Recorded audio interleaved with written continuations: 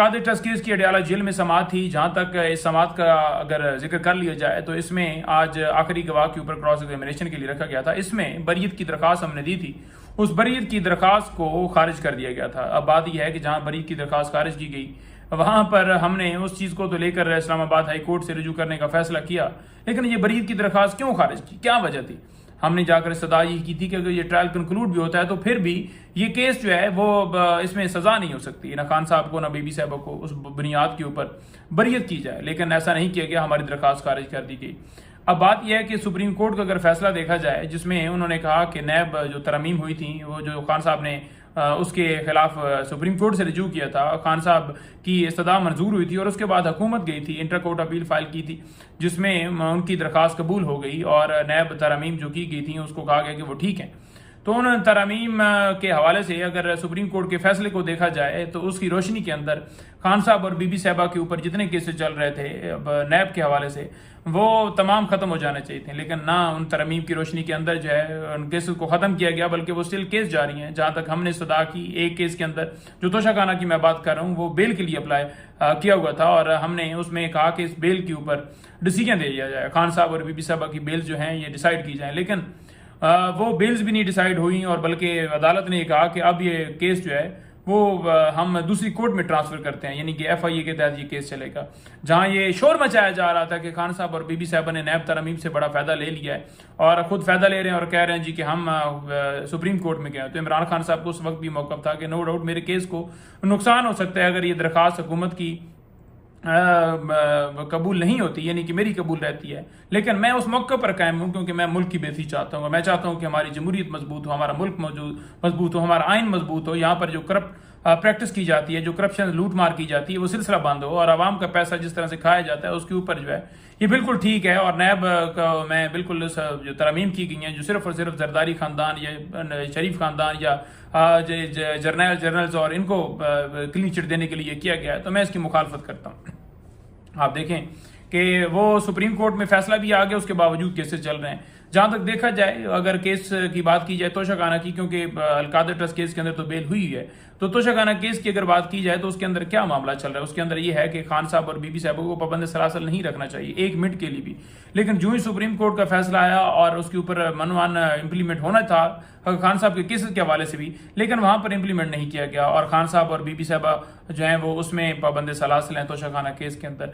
अगर बात की जाए बुशरा बीबी साहबा की तो वो इस वक्त एक केस के अंदर पाबंद सलासल हैं और वो है तोशाखाना का केस। तो तोशाखाना केस के अंदर उनका इस तरह पाबंद सलासल रखना एक मिनट भी वो बिल्कुल गैर कानूनी है। इसी तरह से खान साहब का है, अगर तोशाखाना केस के अंदर बीबी साहबा की रिहाई की जाती है तो बीबी साहबा रिहा हो सकती है कि उनके ऊपर कोई और मुकदमा नहीं है।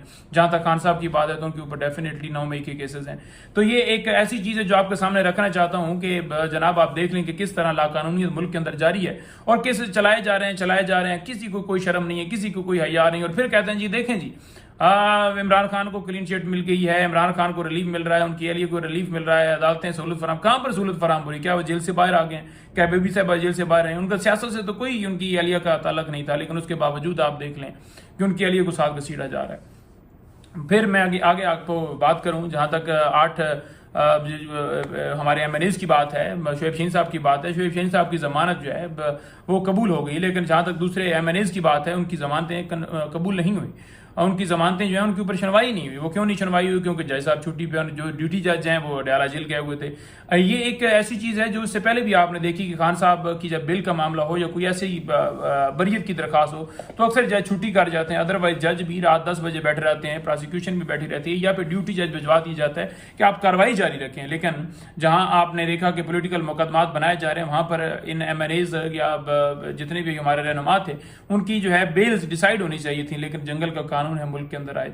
और मैं आखिर में ये कहूंगा कि सुप्रीम कोर्ट का फैसला आ चुका है। सुप्रीम कोर्ट ने वाज़ेह कहा है कि पाकिस्तान तहरीक इंसाफ, जब इलेक्शन कमीशन ये मान चुका है कि वो एक रजिस्टर्ड जमात है और चेयरमैन जो गौहर हैं उनको भी मान चुका है, और जो सुप्रीम कोर्ट का फैसला है उसके ऊपर मनमान जो है इंप्लीमेंट करना चाहिए था। ये जो दरखास्त दी गई है दोबारा क्लैरिफिकेशन लेने के लिए ये बिल्कुल उस रास्ते के अंदर जो हायल रुकावट डाली गई है कि उस हुक्म के ऊपर अमल दरामद करने में ये रुकावट हायल की गई है। तो आपके सामने वाज़ेह तौर पर मिसकंडक्ट दोबारा किस तरह नजर आ रहा है आपको कि इलेक्शन कमीशन किस तरह से पार्टी बना हुआ है। और सुप्रीम कोर्ट ने कहा कि अगर इसके ऊपर इंप्लीमेंट नहीं किया गया, ये मखसूस नशिस्तों के हवाले से मैं बात कर रहा हूं उस फैसले की, कि अगर इस सुप्रीम कोर्ट के इस फैसले को इंप्लीमेंट नहीं किया गया तो फिर क्या होगा। फिर ये होगा कि उन्होंने कहा कि हम इनके इलेक्शन कमीशन के खिलाफ कार्रवाई करेंगे। तो इस तरह से इलेक्शन कमीशन को भी पार्टी नहीं बनना चाहिए, बल्कि जो सुप्रीम कोर्ट ने फैसला दिया है 8-5 से फैसला आ चुका है तो उसको मनवन तस्लीम करना चाहिए। जहां तक PMLN या दीगर की बात है तो वो कह रहे हैं जी कि बिल्कुल हम नहीं समझते कि ये फैसला आइन और कानून के मुताबिक है। भाई आप 8 जजेस से ऊपर हैं, आप कौन हैं? आप तो करप्ट हैं, आपने तो कुछ जदादें बनाई हैं, आपने तो मुल्क लूटा है। आपकी क्या क्रेडिबिलिटी है जो खुद चोर हों वो एक जज के ऊपर फैसले के ऊपर तनकीद करते हैं क्योंकि उनके मुताबिक नहीं है इसलिए, और जो जज उनके मुताबिक फैसला देता है वो उनको ठीक लगता है। तो मसला सिर्फ और सिर्फ ये है कि जजेस को डराया गया, धमकाया गया, कैमरे लगाए गए, सारा कुछ किया गया।